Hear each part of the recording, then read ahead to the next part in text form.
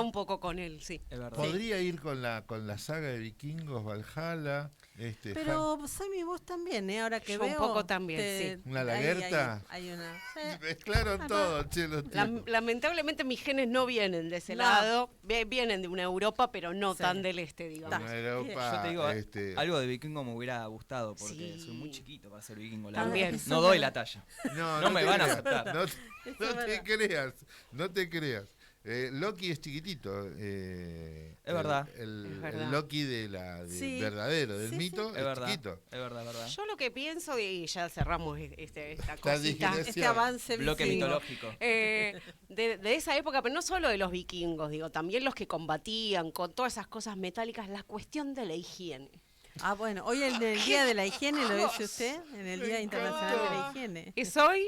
Es hoy. Justo, mira, ni Es que lo hoy. hubiésemos coordinado. Bueno, pero Sí. yo quería presentarlo a este compañero, que no es ningún descubrimiento, él es así, él construye así su participación en nuestra organización contando la historia de ATE. Y lo encontramos, nos apropiamos y dijimos, vos tenés que venir acá a la red. Así que bienvenido a tu columna, Iván. Muchas gracias, compañeras, compañeros. Buen día, ¿qué tal? ¿Cómo les va? Gracias por la bienvenida de nuevo.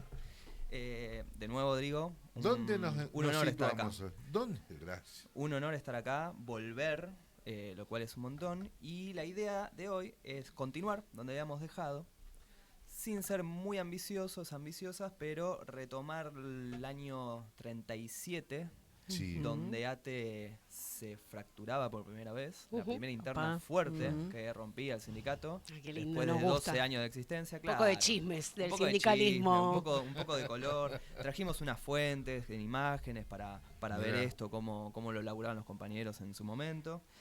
Y la idea es poder alargar, desarrollar un poquito la historia de ATE hasta el año 43, 44 y arrimando de bolchina al Sararán, 45. san, san, san.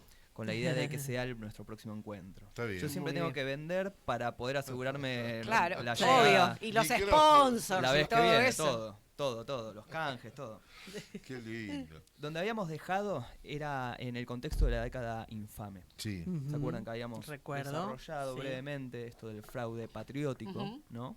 El golpe de Estado a Irigoyen, su puesta en prisión en la isla Martín García, el gobierno cívico-militar de Uriburu, el primer gobierno de este fraude patriótico de Agustín P. Justo, acompañado en la fórmula presidencial con Julio Argentino Roca Hijo. Habíamos hablado que esta década infame traía un poquito de recuerdos a la actualidad que tenemos hoy, porque fue una década verdaderamente desgracia para la sociedad argentina, para el bajo pueblo argentino principalmente. No por nada es una década donde Enrique Santo Discépolo empieza a pegarla, porque sus letras, como por ejemplo en el tango Gira Gira, Ujú. eran Claro. tremendamente representativas de la sensación popular, ¿no? Mira. Donde los cuentos y las novelas de Roberto Art también Sí. empezaban a vender, porque hablaba o trataba de mitificar una realidad urbana de la ciudad de Buenos Aires verdaderamente Tenés cruda. razón, las aguas fuertes, claro. Exactamente. Aguas fuertes exactamente, porteñas. Exactamente. Los lanzallamas, los Hermoso. 7 locos. Hay mucho de la creatividad popular que se correspondió con una sensación de leer lo que pasaba, ¿no? Lo que pasaba en la calle. Ujú. Norberto Galazo, historiador, que todavía continúa con nosotros, sigue escribiendo, tiene un estudio en su biografía de Enrique Santo Discépolo, publicada en los 60, en donde él trata de entender de dónde viene esta sensibilidad popular de Discépolo en su letra de tango. Y entre muchas investigaciones que hace, va a la biblioteca de la Policía Federal Argentina a ver los registros de suicidios durante esa década. Y encuentra que, si uno lo contrasta con los 40, los 50, Sí. fue la década con más suicidios registrados en la historia del país. Mira. Y él ahonda algo más todavía, porque ve que los suicidios eran con técnicas de gente no adinerada. No eran ni con cianuro, ni con un revólver, sino que eran tirándose al agua, tirándose de abajo del tren. Verdaderamente un componente de una desgracia, una sociedad rota, ¿no? Totalmente. Cuando rajés los tamangos buscando ese mango que te haga morfar. Me hiciste busqué la letra. Exactamente. Muy bien. Exactamente. Década en donde la persecución policial al movimientos sindicales fuertísima. Claro. Década en donde se empieza a utilizar un invento argentino como la picana, Claro. a partir del comisario Lugones. Hoy hablamos justamente, lamentablemente, de eso. Sí. Exacto, las prácticas, sobre todo de la Policía Federal, van perfeccionándose hacia el sentido de cagarle a palos al ciudadano, al trabajador, al argentino, ¿no? Una década verdaderamente trágica, en donde la política manejada fraudulentamente se correspondía un plan económico y con una corrupción muy marcada. Digo, hay una película de los años 80 que retoma un episodio sucedido en esto, que es Asesinato en el Senado de la Nación. Es cierto, señor. sí. Sí, señor. A partir de un episodio en donde resulta asesinado con 2 tiros un senador, Enzo Bordavere, a partir de lo que había sido la denuncia de un bloque de senadores santafesinos, encabezados por Lisandro de la Torre, de lo que fue el negociado del Tratado Roca-Runciman, ¿no? Y el monopolio de la comercialización de carne, la exportación de carne argentina al Reino Unido. En un contexto donde con el diario Lunes podemos decir que es la pre-Segunda Guerra Mundial, ¿no? Claro. Ujú. En donde el golpe económico de 1929-1930 hizo que las potencias se replegaran hacia sí mismas y dejaran de tener flujos muy dinámicos en el mercado exterior. Y a la Argentina agroexportadora de carnes eso le dio un golpe fuertísimo. La oligarquía argentina lo que buscó fue arreglar entrega de concesiones eléctricas y hasta coimas para asegurarse que el Reino Unido le compre principalmente a la Argentina la carne exportable, la carne vacuna. Está bien, pero no lo podías explotar económicamente ese beneficio porque vendías a granel nomás, no tenía ningún tipo de Vendías proceso. a precio vil, Claro. donde la contrapartida era comprar sí o sí importaciones manufacturadas británicas. Claro. Una sentencia de muerte para la economía argentina que en su momento fue enunciada por un grupo de militantes radicales de Forja, Claro. Sí. entre los cuales caminaban ahí un Arturo Jaureche, Obvio. un Raúl Escalabrino Ortiz, que si bien no era afiliado de Forja, hacía publicaciones y la verdad que militaba activamente con ese grupo. Ujú. En ese Forja había un joven trabajador del Estado llamado Libertario Ferrari, militante orgánico también, que se Jódeme, estaba ¿era de formando. Forja? Era de Forja, compañero de Arturo Jaureche, que en esos años se estaba formando y comprometiendo su militancia radical en ese espacio, ¿no? Vamos a mencionar este nombre porque va a ser muy importante, sobre todo para el encuentro que viene. Libertario Ferrari, militante de AT El en del ese librito momento. de Libertario Ferrari a El Germán Libertario Ardala. Ferrari, exactamente. El del librito que mencionamos en un principio, que acá Chávez siempre me lo trae. Muchas gracias. Todo buen delegado debe leer ese librito. Sí, ojalá Fíjate. que, exacto, ojalá que podamos, bueno, está digital, se lo pide la Sí, Secretaría de sí, Formación, se consigue más que nada digital. Y bueno, este es el contexto, ¿no? En un contexto donde a la vez el Estado argentino, oligárquico, liberal, fraudulento, necesariamente tenía que intervenir en la economía decididamente por una economía que se venía a pique, ¿no? Habíamos hablado ya de la recesión mundial y todo. Y el Estado Nacional entonces empieza a incidir en la economía, se crea el Banco Central, se crean las juntas reguladoras de carne, granos. Y eso va a tener unos contrapuntos con la vida de ATE.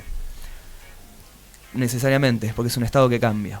Habíamos mencionado la vez pasada un Estado en donde empiezan los primeros despidos masivos, las persecuciones gremiales, y en ese contexto es donde se había dado la primera ruptura del sindicato, ¿no? En 1937, plena década infame.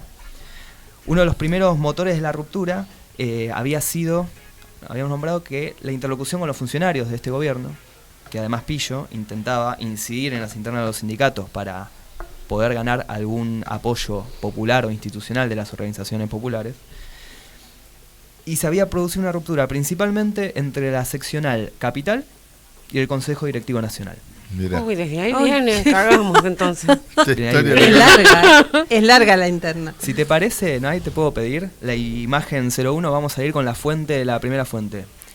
El periódico El Trabajador del Estado, el Sí. órgano de nuestro sindicato. Este es un número de marzo de 1937, después del quinto congreso, en donde queda manifestada la ruptura. El que conversamos en el encuentro anterior. Exacto, y Sí, de acá sí. es donde está la foto que vimos la vez pasada. Sí, Ahí abajo, el quinto congreso ordinario. en el con teatro. ¿El buena teatro pregunta. era? No me acuerdo dónde había sido. Creo que en el local de la Unión Ferroviaria, Bien. en Avenida Independencia, en la sede que 28, todavía... 2888. Ahí está, para más precisiones. Casi esquina Rioja. ahí está hermoso este documento. La unidad, cuidémosla. Mirá. ¿No? Bueno, no se cuidó mucho, se rompió fuerte el sindicato. La parte de la seccional capital, que mantenía la interlocución con los funcionarios principalmente, va a obtener de parte del gobierno del presidente Justo, el gobierno de la década infame, la personería jurídica. La primera personería jurídica que va a obtener ATE se la va a dar el gobierno a este sector que eran sus amigotes. El Consejo Directivo Nacional va a organizarse en la sede de Carlos Calvo 1378. Me suena esa dirección. Nadie, ¿te puedo pedir la foto 2? A ver. Esta es una foto no de la época, pero de los 80. Yo no sé, negro, o Chávez, si se acuerdan de esta fachada. No. Sí, no, Es que no. mucho tiempo. Esta foto No, es esta no. del 85, una vez recuperado el gremio de las manos de Horvath. Ah, Mira. claro. Y es el local de Carlos Calvo antes de la reforma, que él la dejó como está, como hoy la conocemos. Ah, mirá lo joder. que era. Esta era la fachada que viene de esa época, de los años 30. Sí, muy de época. Pero... Muy de Sí. época, muy de época. Bueno, claro, Ah. las casas que están pegadas ahora a son Tienen esa lógica. esa Esa lógica. facha, Exactamente. Ese estilo. De hecho, el periódico El Trabajador del Estado, cuando se concreta la mudanza a este lugar, habla de Carlos Calvo como una sede con una planta baja, donde consta un amplio hall y 7 habitaciones que habrían de destinarse a oficinas que daban a un fondo con jardín. En el subsuelo había otro hall enorme que podía destinarse a la asamblea de la seccional y varias habitaciones para diversos usos, ¿no? Fue inaugurado el 13 de diciembre como sede de ATE, ¿no? El 13 de diciembre de 1937 con una velada danzante para Ajá. afiliadas y afiliados. La fiesta de ATE. Mejor no pregunto. Ahí hay algo, ¿no? También de las organizaciones Hay algo ahí. gremiales en un Claro. contexto Claro. de mierda como la década infame, el organizar movidas para contener y levantar, Claro, levantar tal el ánimo. cual. Totalmente. Y que la alegría no sea arrebatada, ¿no? Y Exacto. sí, obviamente. Entonces ahí podemos seguir buscando en la historia de ATE cómo se intenta recuperar esto. Sí, que hasta ahora del material que hemos visto, no he visto ninguna compañera, ¿no? Digamos que... Todavía no. Y era Todavía difícil. no. Van a ir apareciendo de a poquito. Ya estamos entrando en esa época. Porque lo que termina pasando es que a la ATE que va a tener su sede en la calle Chile, que va a ser la seccional capital, que va a tener la personería jurídica, esta otra ATE de Carlos Calvo, viendo esta situación interna, va a decidir afiliarse a la CGT. Sí. Y ahí, Ajá. en el año 37, entonces, es la primera vez que nuestro sindicato ingresa a la central de trabajadores Te puedo creer. formando parte orgánica. Exactamente. Ahí vamos a tener un personaje que habíamos mencionado la vez pasada, muy importante, que va a ser José Vicente Tesorieri. Sí. Que nadie después, si te puedo pedir la imagen, es la que dice Tesorieri, para poder verle la cara a este compañero. Pues es un compañero muy importante y, creo yo, bastante desconocido. Yo acá había preguntado si lo Mirá conocía. al lado de quién Fotón. está. Claramente, Guau. uno es Perón, ¿no? Y el otro compañero de frente, José Vicente Tesorieri. Esta foto es del año, aproximadamente el año 48, más o menos. Sí, 48. De hecho, sí, esta foto la recorté yo y está mejorada con inteligencia artificial. Ah, te iba a decir. Esa. Tengo Qué que linda decirlo. se la ve. Sí. Tengo que decirlo porque está con baja calidad. Estas cosas Claro. hay que decirlo porque si no, hacemos un chanfle ahí medio raro. En la foto está recortada. Si tenemos la totalidad, que la voy a traer la que viene, también está Evita. Es en un acto Mirá. en la Casa de Gobierno, la Casa Rosada. Perón está fumando.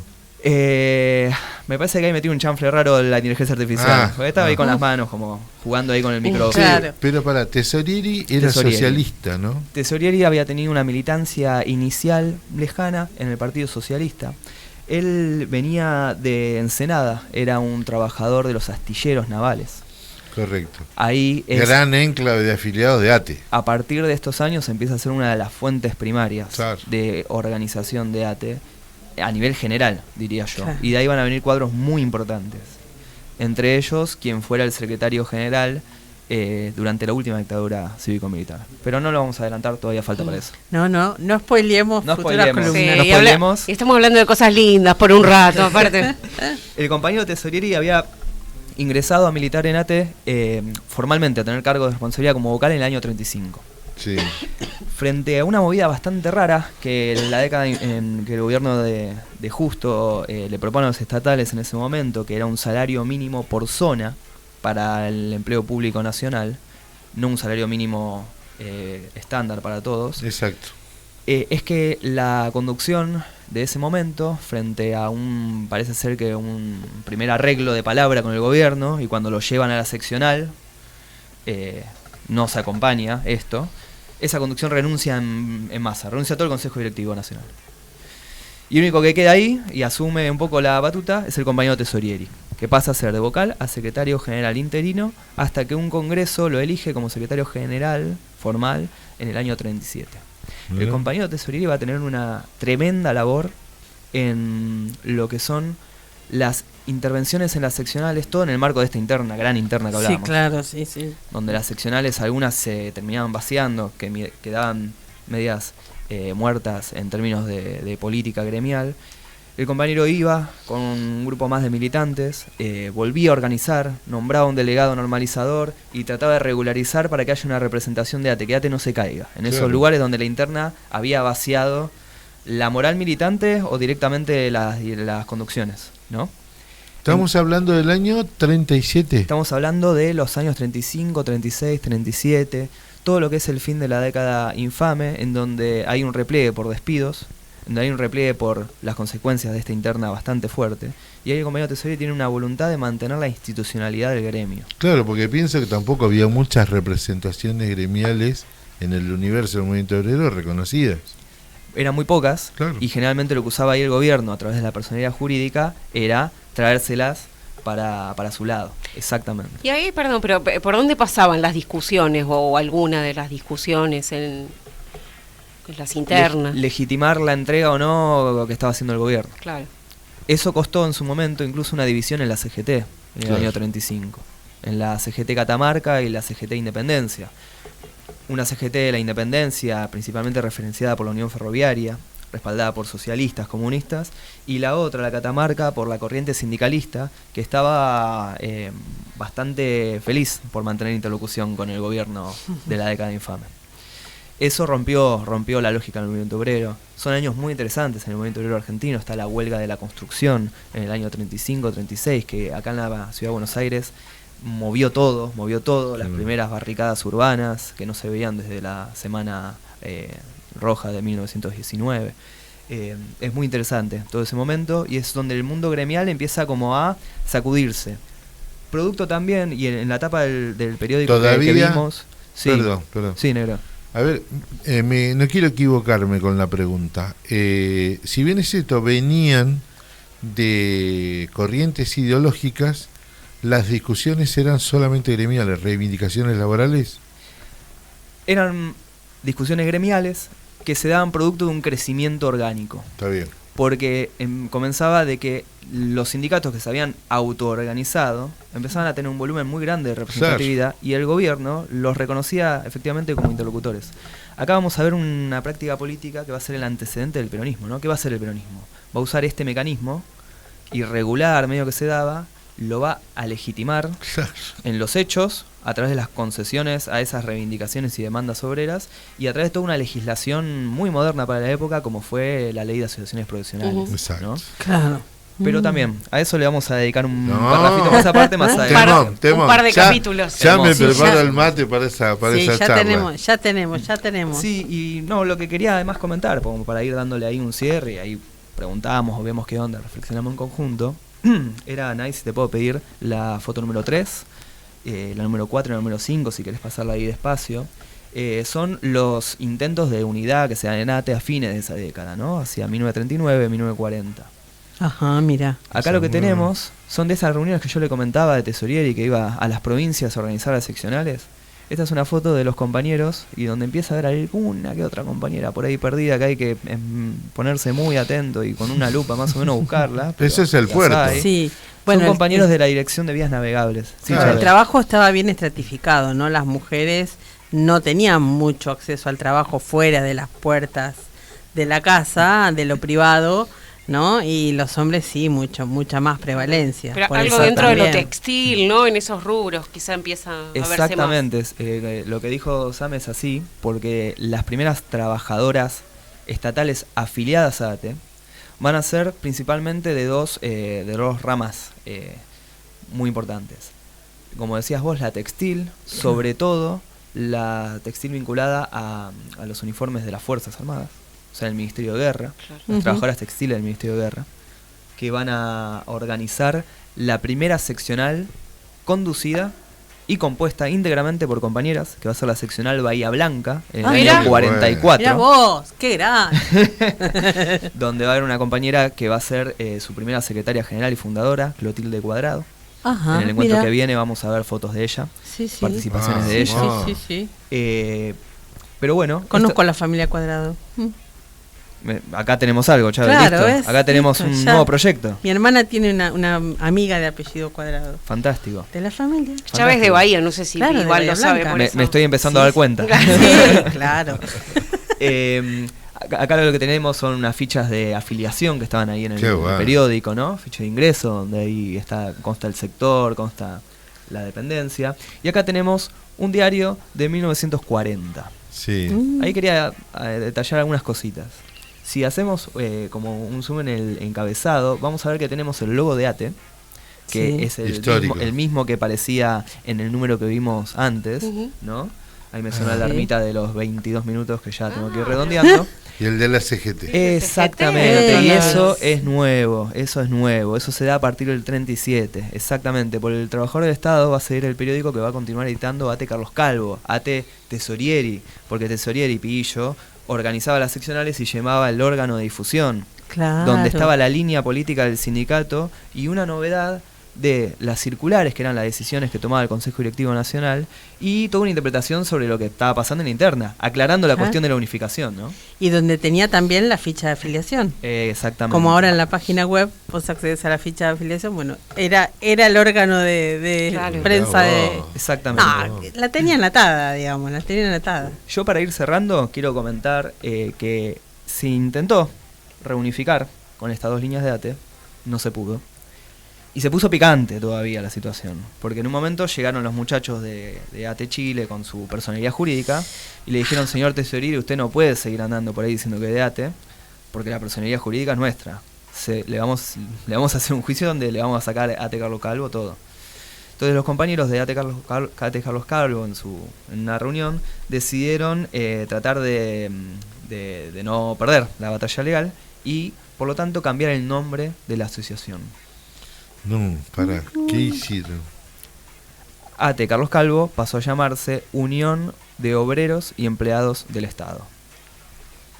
La Ah. ¿Uoes? UOEE. Qué difícil de Ah, uo. No la tenía. ¿Cómo era? UOEE, Unión de Obreros UOEE. y Empleados del Estado. ¿Se acuerdan cuando en el primer encuentro hablábamos de los obreros, los empleados? Sí. Bueno, como tesorería había Y el tenido... personal. Y el personal civil, como tesorería había tenido bastante laburo caminando los diferentes sectores, dice que es estratégico también el simbólicamente involucrar a los empleados del Estado, además de los obreros. Mira vos. Entonces, tenemos un ATE que a principios de los 40 y finalizando la década infame, con el golpe de Estado del 4 de junio de 1943, va a tener un ATE con personalidad jurídica alineada al gobierno y una unión de obreros y empleados del Estado, conducida por el compañero Tesorieri. Mirá vos. No tenía ese dato. ¿Y qué eso, Ah. durante esos 3 años, más o menos ese periodo, se llamó así distinto? Vamos a encontrar que las movilizaciones de buena parte del componente que se movilizaba de ATE va a llevar las banderas de la Unión de los Obreros y Empleados del Estado, e incluso en los primeros años del peronismo, cosa que esperemos poder ver en el encuentro que viene, va a ser la Unión de Obreros y Empleados del Estado. Tesorieri va a ser el secretario general Dentro de ese la CGT. sindicato. Dentro de la CGT, porque la ATE oficialista de ATE Chile, con sede en un local en la calle Chile, no iba a estar afiliada a la CGT. Mirá vos. Mirá vos. Mirá vos. Qué historia, ¿no? Y qué interna que data de hace tanto. Me da pie a preguntar si en esa visualización, porque también la CGT se parte Exacto. post triunfo del peronismo, ¿no?